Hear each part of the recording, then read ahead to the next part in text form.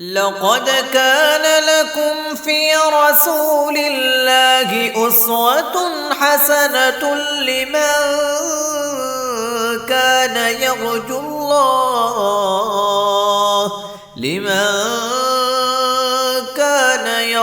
الله واليوم الآخر وذكر الله كثيرا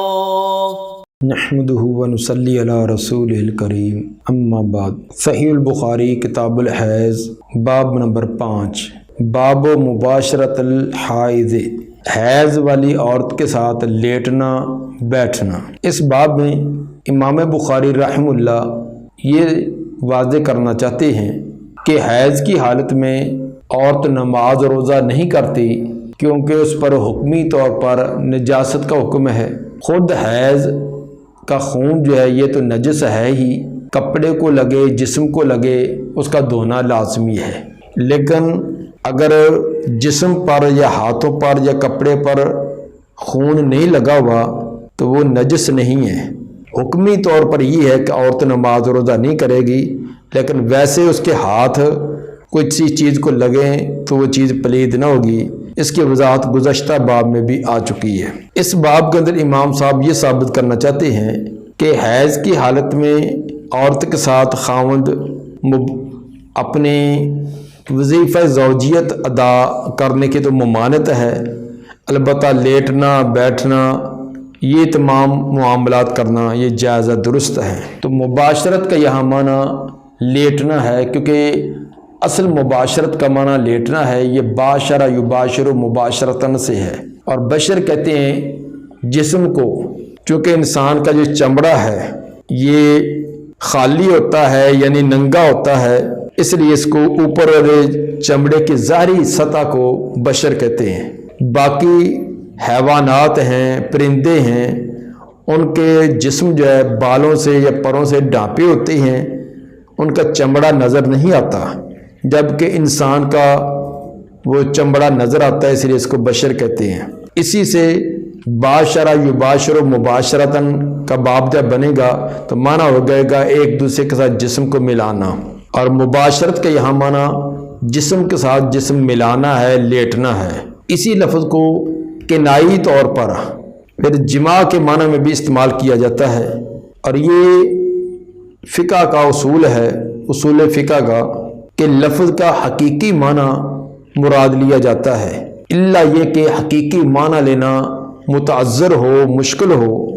تو پھر مجاز کی طرف جایا جاتا ہے۔ تو لفظ کا حقیقی معنی ہوگا، یا تو حقیقی معنی لینا مشکل اور متعذر ہو تب مجاز لیں گے، یا کوئی وہاں کوئی قوی قرینہ پایا جائے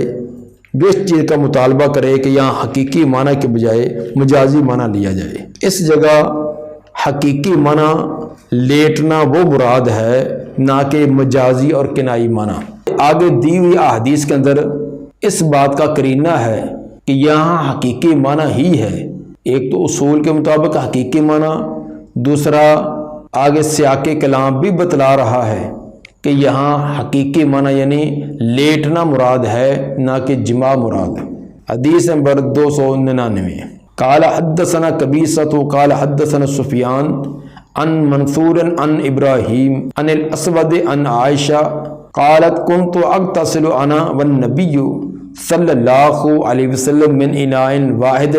کلانا جنوب۔ سیدہ عائشہ رضی اللہ تعالیٰ عنہ فرماتی ہیں میں اور نبی صلی اللہ علیہ وسلم غسل کیا کرتے تھے ایک ہی برتن میں، کلانا جنوبن ہم دونوں جنبی ہوتے، جنابت والا ہم غسل کرتے۔ اور حدیث نمبر 300 کے اندر یہ الفاظ مکانا یامرنی، آپ مجھے حکم فرماتے، فاتذر تو میں ازار بند باندھ لیتی، آپ مجھے ازار بند باندھنے کا حکم دیتے، فیباشرنی وانا حائض، پھر آپ میرے ساتھ لیٹ جاتے اور میں حیض والی ہوتی۔ یہ ازار بند باندھنے کا حکم دینا یہ دلیل ہے کہ یہاں یباشرنی کا معنی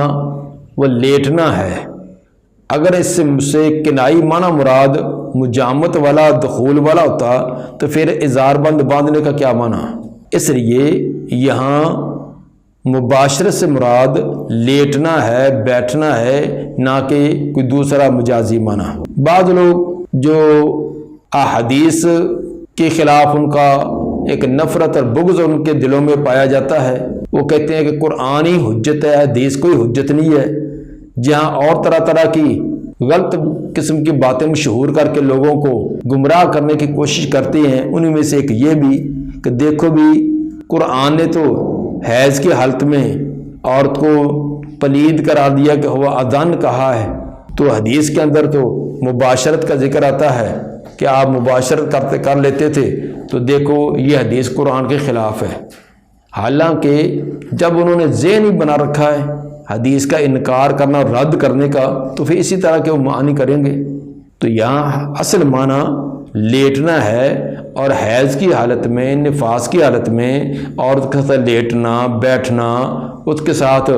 باقی پیار محبت کے انداز بھی کیے جا سکتے ہیں، البتہ ایک خاص وظیفہ زوجیت اس کی ممانت ہے۔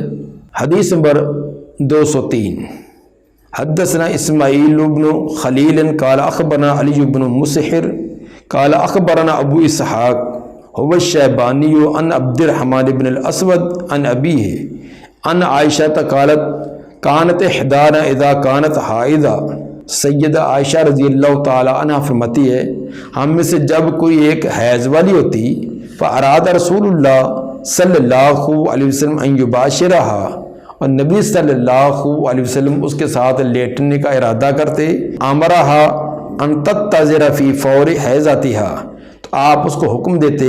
کہ وہ ازار بد باندھ لے اپنے حیض والی جگہ سے، یعنی حیض والی جگہ جہاں سے خون وغیرہ نکلتا ہے وہاں وہ کپڑا وغیرہ باندھ لے۔ ثم یباشرہا، پھر آپ اس کے ساتھ لیٹ جاتے۔ قالت وَأَيُّكُمْ يَمْلُكُ إِرْبَهُ، سیدہ عائشہ رضی اللہ تعالیٰ عنہ فرماتی ہیں کہ تم میں سے کون ہے جو زیادہ کنٹرول کرنے والا ہو اپنی حاجت اور ضرورت پر، کما کان نبی صلی اللہ علیہ وسلم یملک اربا، جس طرح کہ نبی صلی اللہ علیہ وسلم اپنی حاجت پر کنٹرول کر لینے والے تھے۔ سیدہ عائشہ رضی اللہ تعالی عنہ کا مطلب یہ تھا کہ حیض کی حالت میں عورت کے ساتھ لیٹنا نہ تو جائز ہے، لیکن مجامت والی صورت منع ہے، تو لیکن یہ اسی کے لیے لیٹنا جائز ہوگا جو اپنے آپ پر کنٹرول کر سکتا ہو۔ جو کنٹرول نہیں کر سکتا اس کو ڈر ہے کہ وہ ممنوع کام کا ارتکاب نہ کر بیٹھے، تو وہ اس سے اجتناب کرے، وہ لیٹنے بیٹھنے والا کام سے بھی اجتناب کرے۔ تو یہ تمام کے تمام الفاظ اور سیاق اس بات کی دلالت ہے کہ یہاں مباشرت یا یباشرو کا معنی لیٹنا ہے، نہ کہ کنائی معنی مجامت والا وہ معنی نہیں ہے۔ تابع خالد و جریر عن الشیبانی، جس طرح کہ پیچھے والی حدیث کے اندر ابو اسحاق شیبانی سے علی بن مسحر بیان کرتے ہیں، اسی طرح خالد اور جریر بھی شیبانی سے بیان کرتے ہیں۔ ان حدیثوں سے یہ بالکل واضح ہو گیا کہ مباشرت سے مراد وہ لیٹنا ہے، اور حیض کی حالت میں اور اسی طرح نفاس کی حالت میں خاوند اور بیوی دونوں اکٹھے بیٹھ سکتے ہیں، لیٹ سکتے ہیں، اپنے پیار محبت کا انداز اپنا سکتے ہیں، البتہ ایک ممنوع کام ہے کہ وہ وظیفہ زوجیت ادا نہ کریں۔ حدیث نمبر 303، قال حدثنا ابو النعمان قال حدثنا عبد الواحد قال حدثنا الشیبانی قال حدثنا عبداللہ ابن شداد قال سمعت میمونہ تقول کان رسول اللہ صلی اللہ علیہ وسلم اذا اراد ان یباشر امرأة من نسائه امرها فاتذرت وهي حائض۔ حضرت میمونہ رضی اللہ تعالیٰ عنہ فرماتی ہیں کہ رسول اللہ صلی اللہ علیہ وسلم جب ارادہ کرتے اپنی بیویوں میں سے کسی کے ساتھ لیٹنے کا، تو امرہا آپ اس کو حکم دیتے، فاتذرت وہ ازار بند باندھ لیتی، وہی حائضن اس حال میں کہ وہ حیض کی حالت میں ہوتی۔ امام بخاری رحمہ اللہ متعدد ازواج مطہرہ سے یہ روایت لائے ہیں۔ گزشتہ روایت سیدہ عائشہ رضی اللہ تعالی عنہ سے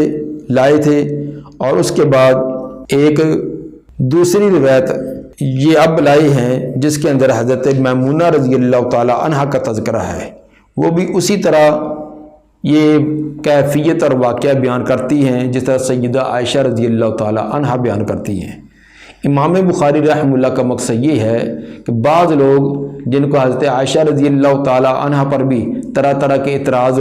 کرتے ہیں تو ان کو اعتراض کرنے کا ایک ایسا موقع بھی ان کے ہاتھ میں آ جاتا ہے کہ دیکھو جی سیدہ عائشہ رضی اللہ تعالی عنہ نے کیسی روایت بیان کر دی کہ نبی حیض کی حالت میں لیٹ جاتے تھے،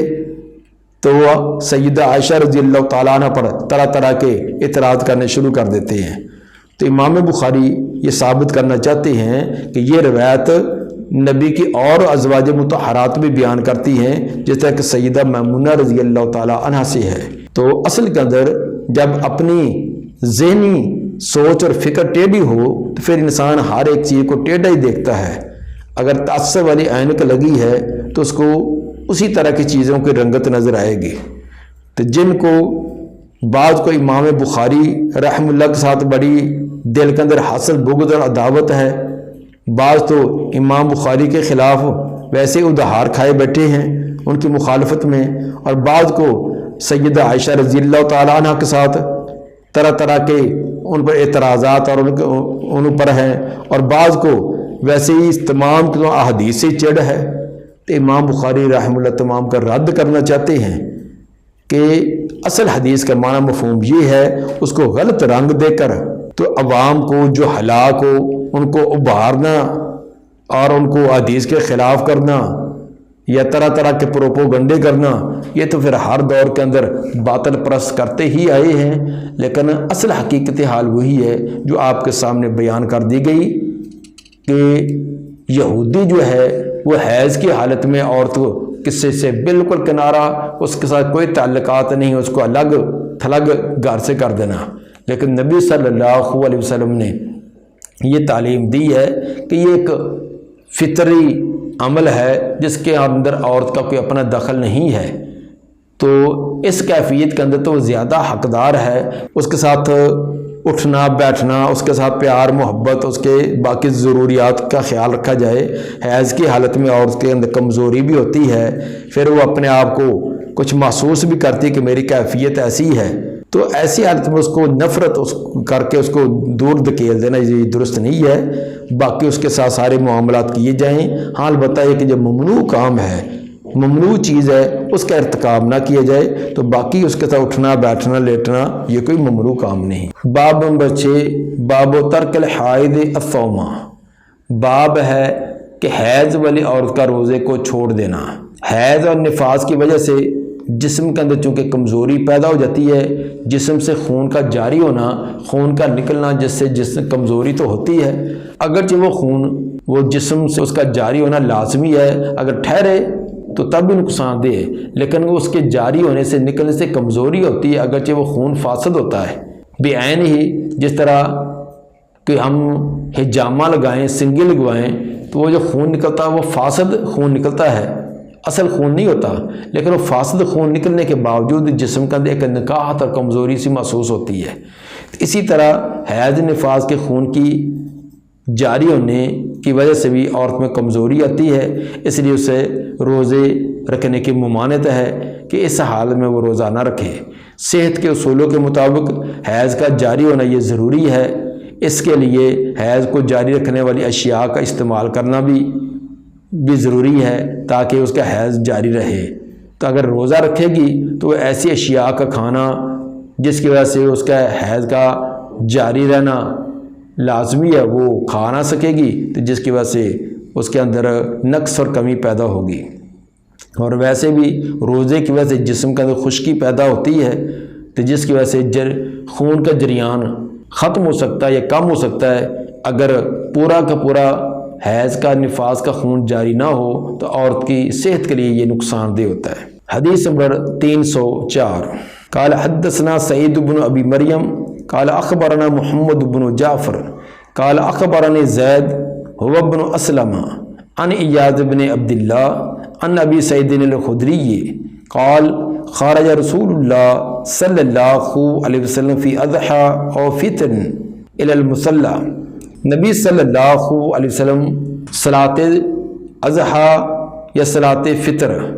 یعنی بڑی عید یا چھوٹی عید، اس عید کے لیے آپ نکلے۔ فمر علی النساء، آپ عورتوں کے پاس سے گزرے۔ فقالا، تو آپ نے ان کو واعظ کرتے فرمایا کہ یا معاشر النساء، اے عورتوں کی جماعت اور عورتوں کے گروہ، تصدقنا، تم صدقہ کیا کرو۔ فانی اریتکن اکثر اہل النار، بے شک مجھے دکھلائی گئی ہو تم زیادہ آگ والوں میں سے،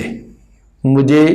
دکھلائی گئی ہیں تو زیادہ آگ کے اندر عورتیں مجھے دکھلائی گئی ہیں۔ فقلنا وبما یا رسول اللہ، تو عورتیں کہتی ہیں کہ ہم نے کہا کس وجہ سے اللہ کے رسول؟ عورتوں نے عرض کیا اللہ کے رسول اس کی وجہ کہ ہم آگ میں زیادہ کیوں ہیں؟